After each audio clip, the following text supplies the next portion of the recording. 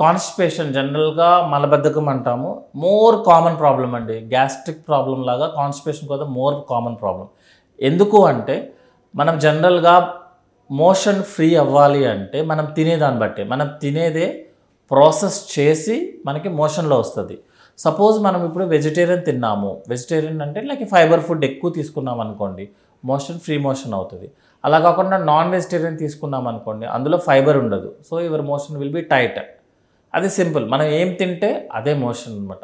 జనరల్గా ఏం చేస్తారంటే నేను చాలా డైట్ బాగా ఫాలో అవుతానండి, నేను అన్నీ చేస్తాను, అన్నీ అతను చెప్పిన దాంట్లో ఫైబరు కార్బోహైడ్రేట్స్ తప్ప అన్నీ ఉంటాయి అన్నమాట.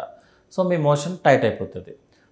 సెకండ్ థింగ్ ఏంటంటే మనకి మోషన్ ఫ్రీ అవ్వాలి అంటే వాటర్ ఇంటేక్ బాగుండాలి.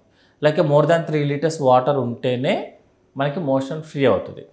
థర్డ్ వన్ అండి, మనం యాక్చువల్గా నోట్లో నుంచి ఫుడ్ తీసుకుంటాము, చేస్తాము. చేసిన తర్వాత మన ఫుడ్ని మనమే పుష్ చేస్తాము టంగ్తో. అది ఆ యాక్షన్ అయిపోయిన తర్వాత మోషన్ వచ్చేదాకా ఏ యాక్షన్ కూడా మన చేతిలో ఉండదు, అన్ని బాడీ ఆటోమేటిక్గా అనమాట.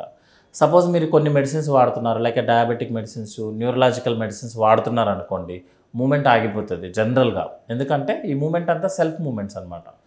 మూడోది ఏంటంటే సపోజ్ మనం ఎక్కువ స్ట్రెస్ ఉన్నాము, if the brain is working more our intestine will work less. So మనం ఎక్కువ ఆలోచనలు ఇస్తున్నాము, స్ట్రెస్ పడుతున్నాం అనుకోండి, మీకు కాన్స్టిపేషన్ ప్రాబ్లం వచ్చేస్తుంది. ద ఫోర్త్ వన్ ఏంటంటే వాటర్ ఇంటేక్ బాగుండాలి. నెక్స్ట్ నిద్ర ఉండాలి. అంటే బ్రెయిన్కి మనం కొంచెం రెస్ట్ ఇస్తే, బాగా నిద్రపోతే, మంచిగా నిద్రపోతే నెక్స్ట్ రోజు మార్నింగ్ ఫ్రీ మోషన్ అవుతుంది. Last one is physical activity అండి. సపోజ్ మనం సెడెంటరీ లైఫ్ స్టైల్ హ్యాబిట్ ఉన్నాయి, మనకి జంక్ ఫుడ్స్ ఎక్కువ తీసుకుంటాము అంటే ఆబ్వియస్లీ మీ మూమెంట్స్ తక్కువ ఉంటాయి. More physical activity our bowel will move nicely. More mental activity, if you use the brain more our bowel movement will be less. So food బాగా తీసుకోవాలి, stress levels తగ్గించుకోవాలి, water intake బాగుండాలి, food కూడా on time తీసుకోవాలి, దాంట్లో more fibres ఉండాలి. Problem ఎక్కడ వస్తుందంటే మోర్ ఫైబర్స్ ఉండాలి కదా అని చెప్తే 100% ఫైబర్స్ తినేవాళ్ళు కూడా ఉన్నారు, అంటే 100% వెజిటేబుల్స్ తినేస్తారనమాట.